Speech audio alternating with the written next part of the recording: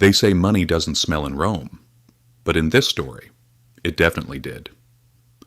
The year is 69 AD. Rome is in complete chaos. Historians even gave this period a name: Year of the Four Emperors. Just imagine. In a single year, 4 different emperors rise and fall. Total chaos. And in the end, only one man comes out on top: Vespasian.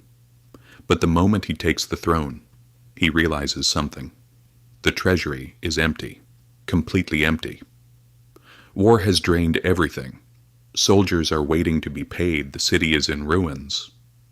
Problems everywhere, and there's no money. Now, most rulers in this situation would do the obvious: raise taxes, pressure the people even more. But Vespasian thinks differently.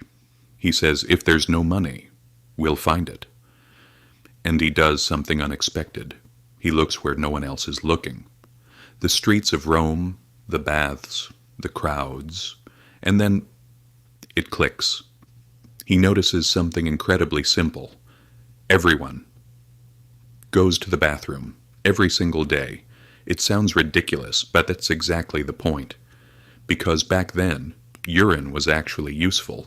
Washermen used it. Leather workers used it. So, something you throw away was valuable to someone else. And Vespasian realizes this. He says, this needs to make money. And then he makes one of the strangest decisions in history. Urine tax in ancient Rome. We will tax urine.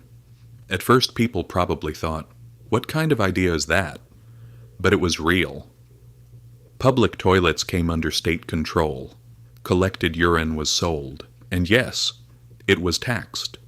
So without even realizing it, people were making money for the empire just by going to the bathroom. And the strange part, it worked. It actually worked. Rome's treasury started filling up again. But was everyone happy? Of course not. The biggest criticism came from his own son. Titus thought it was embarrassing. One day, he asked his father, is it really right to make money this way? Vespasian didn't argue.